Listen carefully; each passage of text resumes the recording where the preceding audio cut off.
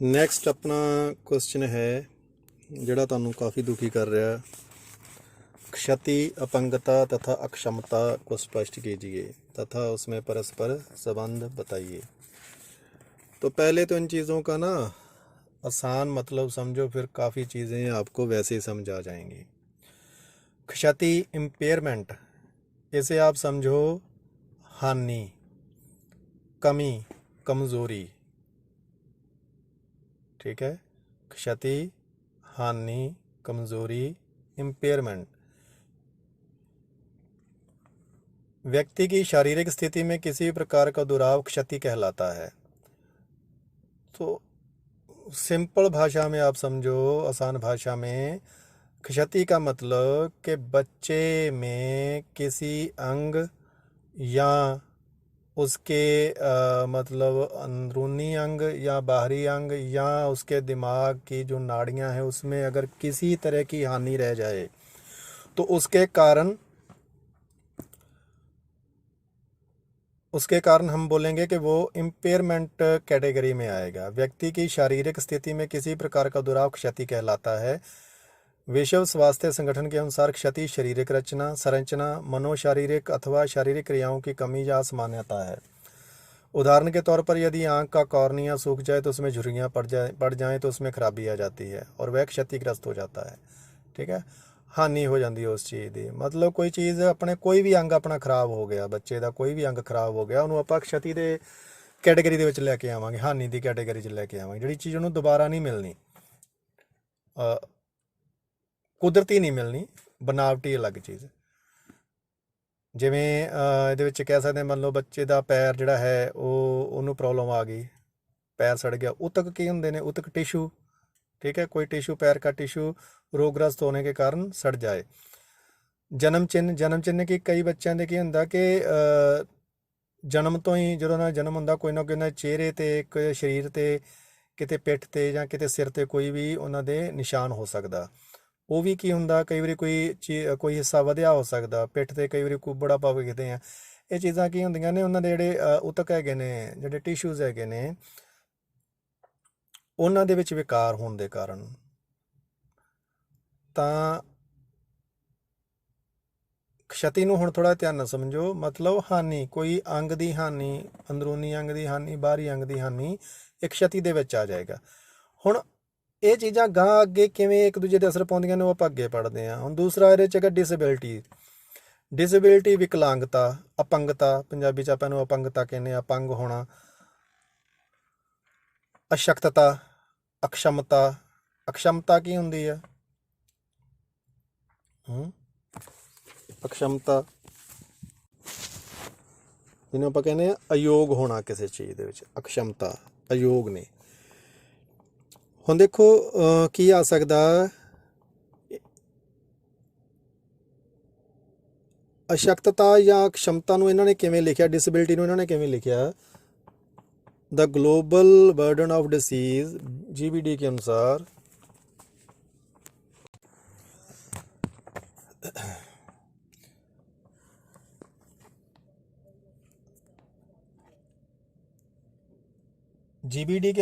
एक स्थान से दूसरे स्थान तक जाने में असमर्थता, संज्ञानात्मक दोष, सुनने संबंधी दोष एवं दृष्टि में कमी को अक्षमता माना गया है।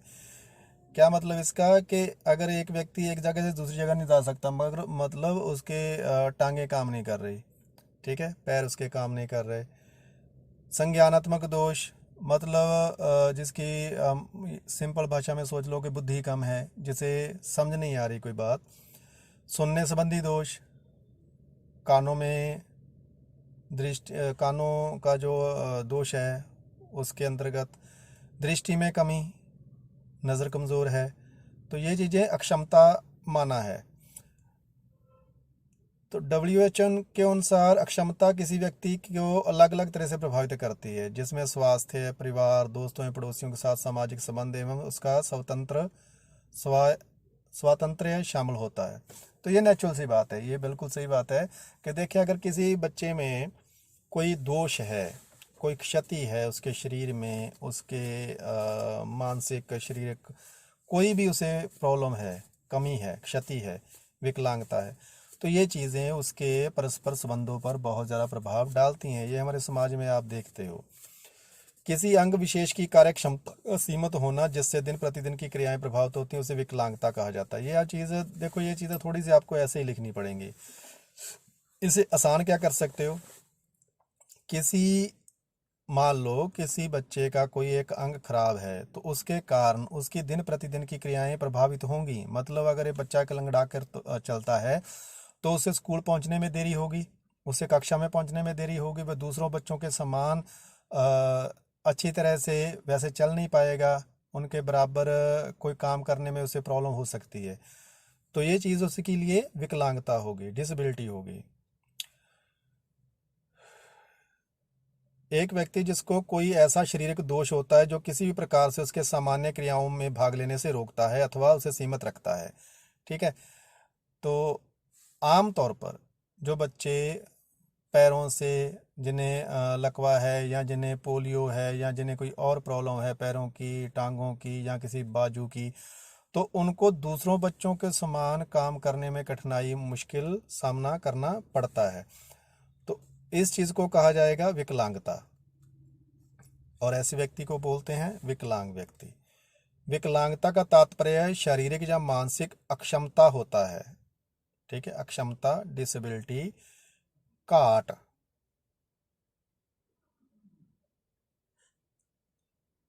अक्षम होना, अक्षम होना मतलब किसी चीज़ दे कहना नहीं चाहिए पर काबिल ना होना।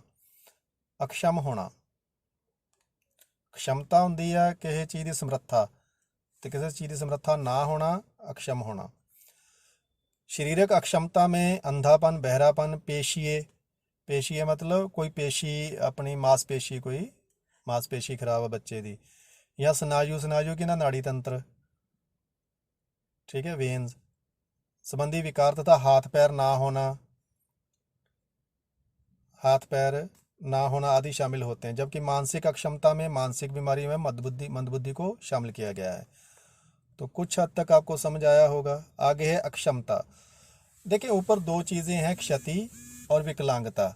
अब उसके आधार पर, इन दोनों चीज़ों के आधार पर अक्षमता क्या है, हैंडीकैप किसे कहेंगे।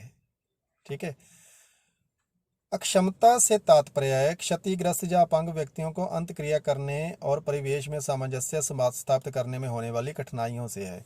इसे आप भावनात्मक चीज़ के तौर पर समझो अक्षमता को, हैंडीकैप को। मतलब कि जो भी ऊपर हमने पढ़ा, अक्षमता पढ़ी या क्षतिग्रस्त पढ़ा व्यक्ति, किसी बच्चे की पैर नहीं, हानि है, उसमें कोई शरीर की कमी है, कमज़ोरी है कोई, या अक्षमता है मतलब विकलांगता है, ये दोनों चीज़ें एक जैसी ही हैं, कोई ज़्यादा फर्क नहीं इनमें।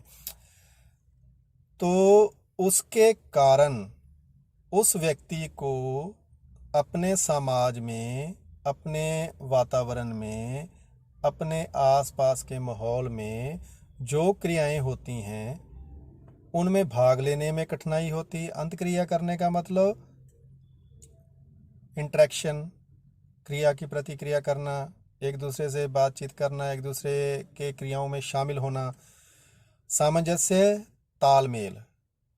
तो ऐसे व्यक्ति को समाज में, अपने आसपास में, अपने घर में, अपने स्कूल में दूसरे लोगों की तरह तालमेल बिठाने में या अंतक्रिया करने में जो समस्याएं पैदा होती हैं वो अक्षमता है।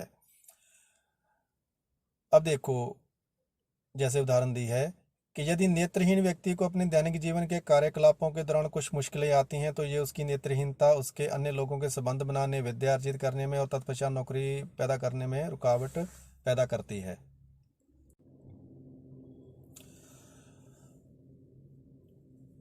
हाँ, अगर एक नेत्रहीन व्यक्ति को, चाहे आप इसे बोल लो कि कोई भी और अपंगता है किसी में, कोई भी उसके अंग की हानि है, तो वो हानि जो है उसके नौकरी पढ़ने में, फिर नौकरी प्राप्त करने में या काम प्राप्त करने में मुश्किल खड़ी करती है। तो इस चीज़ को हम मानेंगे कि उसकी अपंगता है, उसकी अक्षमता है। ठीक है, यह अपंगता उसकी अक्षमता का कारण बन जाती है। अक्षम होना मतलब समझो ना, फिर वही बात है, अक्षम होना किसी चीज़ के काबिल ना होना। ठीक है, अगर ये अपंगता आपको कोई चीज़ करने से रोकती है, कोई काम आपको करने से रोकती है, कोई चीज़ हासिल करने से रोकती है, तो ये आपकी क्या होगी, अक्षमता का कारण बन गई वो अपंगता। ठीक है, तो इसके अपवाद भी होते हैं। देखो, कई कई सोचते हैं कि हाँ मेरे दोनों पैर नहीं हैं तो मैं काम ही नहीं कर सकता, पर ऐसे लोग एवरेस्ट पे भी चढ़ गए। ठीक है, तो ये चीज़ें उनकी मानसिक शक्ति से संबंध भी रखती हैं, परंतु यहाँ पर हम करेंगे कि अगर ऐसी कोई क्षति, ऐसी कोई अपंगता जो आपको किसी काम करने से रोकती है, तो वो आपकी अक्षमता बन जाती है, काबिलहीनता बन जाती है। और यही चीज़ देखो आप, अगर नेत्रहीनता पूरी नहीं है, या ऐसा कह लो कि जैसे आपने कई स्कूलों में देखा होगा कि नेत्रहीन व्यक्ति म्यूज़िक टीचर होते हैं, तो वहाँ पर उसकी नेत्रहीनता उसके आड़े नहीं आई, ठीक है, उसके लिए रुकावट नहीं बनी, तो वो चीज़ उसके लिए अक्षमता नहीं है। ठीक है ना, उसकी चाहे अपंगता है, वो अपंग है, व्यक्ति अपंग है, पर फिर भी वो उसकी कमज़ोरी उसके आड़े नहीं आई उसके काम में, तो इसलिए वो अक्षम नहीं है, वो काबिल है। ठीक है, तो अभी लगता है कि आपको थोड़ी बहुत चीज़ समझ आ गई होगी। इसे दोबारा पढ़ो, आपको थोड़ा सा अच्छे तरीके से समझ आ जाएगी।